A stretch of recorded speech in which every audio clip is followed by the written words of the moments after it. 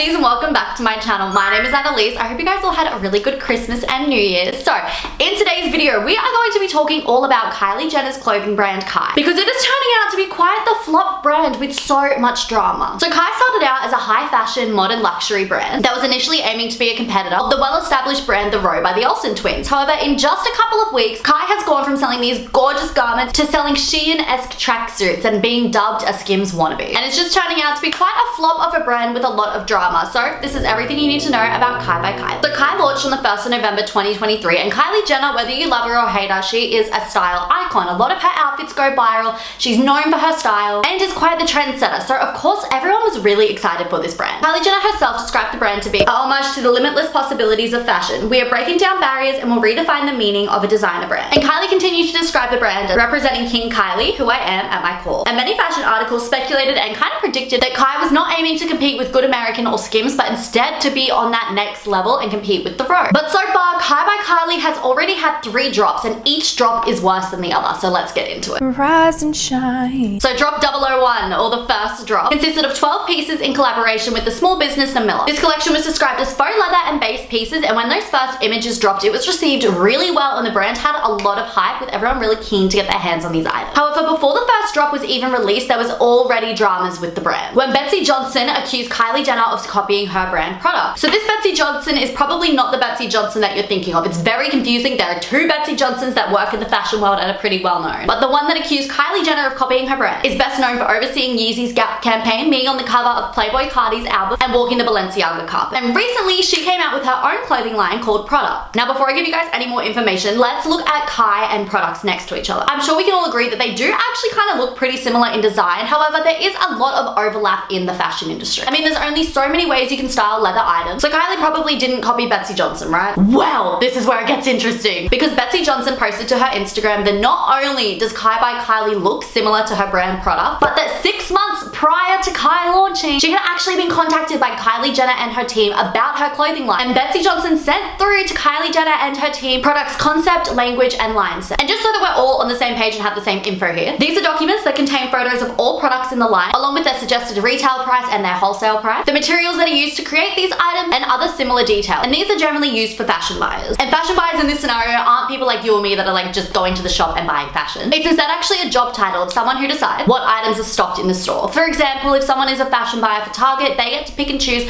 which items Target will stock in store, which is crazy. The Betsy Johnson literally sent all of this to Kai, and then 6 months later, they come out with a pretty similar line. I think it's pretty damning evidence. And I also really felt for Betsy Johnson, because she posted to her Instagram that she is £48,000 in student debt, and it would just be gut-wrenching to go through all that, start your own brand, and then seemingly have a Kardashian just swipe it from you. And this also isn't the first time that Kylie Jenner has been accused of copying a brand, as back in 2017, she was accused of copying the brand Plugged NYC after they sent her a 2-piece camo set, and Kylie then came out with her very own. So it doesn't look great for Kylie. But eventually, the first drop happened, and the issues just continued. When people began to receive their items, they noticed that the line ran pretty big. A lot of influencers and TikTokers have posted reviews of the brand, and every time they seem to say that the items are really oversized, kind of large on them. Even if they bought like the smallest size possible, it's still too big on them. I think we've learned a lot from this user, Ruby's haul. She is 5'6". Even if she was wearing heels, pleather jeans are just ridiculously oversized lengthwise. This coat is an extra small, scraping the floor. It's massive. And on the website, it does not say anywhere that these items are oversized. And then in any photos of Kylie Jenner herself wearing these items, they don't look oversized. So it looks like that the items that Kylie Jenner is wearing in the campaign have been specifically tailored to suit her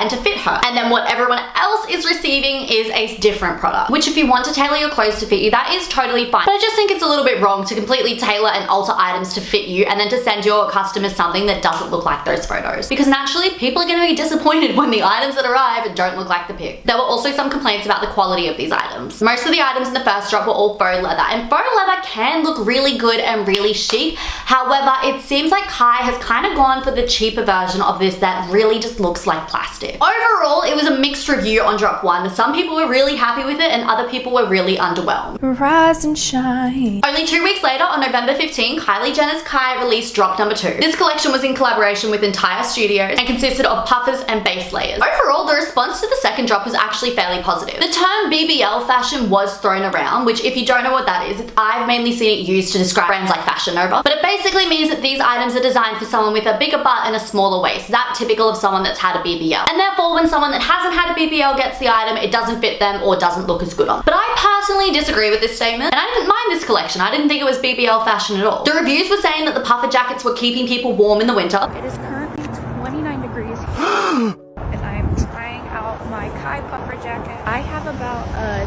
10-minute walk to work, so I'll keep you guys updated. Kai puffer jacket it's a steal. And Kylie's original vision for this brand was to give us a glimpse into her own personal wardrobe and style, and we do see her in basics and puffer jackets quite a lot, so I think it was very on brand. And even the puffer jackets did have a little bit of an edgier twist to them, which is keeping the brand consistent with the first drop. Rise and shine. However, only 3 weeks later, drop number 3 was released, and this is where Kai just really started to decline. First of all, people were just overwhelmed at how quickly all these collections were coming out, and people were saying that they couldn't keep up, like it was just coming too fast, too soon. So unlike the previous drops, drop number 3 was actually not in collaboration with any other brand, and it was really underwhelming, as this drop consisted of black, red, and grey sweats and t-shirts. These items had no visible logos or branding of Kai whatsoever, and you could literally just buy these sort of items anywhere. Your local Target, Kmart, Walmart, wherever you live, I'm sure you're able to get your hands on a basic tracksuit for a lot cheaper as well, because Kai was selling these hoodies and jackets for like 125 Australian dollars, which I've heard that they're comfy, but I still don't think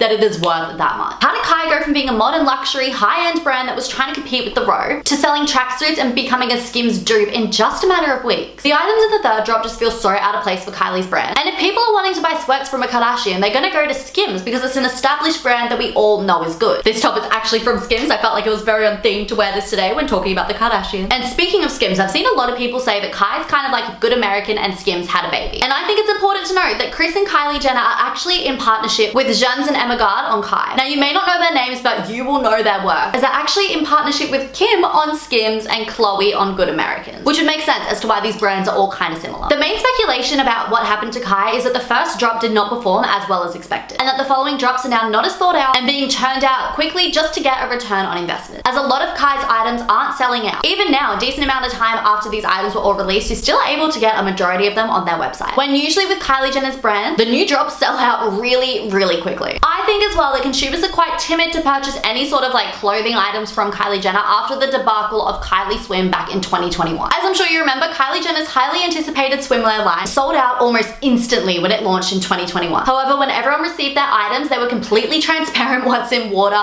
falling apart, and just completely unwearable. After the extreme backlash, the brand just disappeared, with their last post being in June of 2022, and they aren't mentioned anywhere on Kylie Jenner's website where she lists all of her brands. And honestly, I think that Kai is gonna end up the exact same way, that after all of this backlash, they're just gonna slowly disappear from existence, which is just extremely disappointing, because Kylie Jenner is a fashion icon known for so many viral looks. Kylie herself even said that this brand was meant to represent King Kylie, which is who she is at her core. King Kylie was an era from about 2016 that we all loved and were obsessed with, and this era is currently trending on TikTok, showing that people like love Kylie, they love her style and would want to buy clothing items from her. However, unfortunately, it seems that the Kai brand has completely flopped and has just turned into another Kardashian cash grab, which is so disappointing because it had so much potential to be something really special. I honestly think that if Kylie really like put the work into this brand, it could be better than Skims or Good American, as she is really known for her outfits. So it is just super disappointing. So what do you guys think about Kai by Kylie? Were you gonna buy any of the items? Did you buy any of the items? What are your thoughts about the brand as a whole?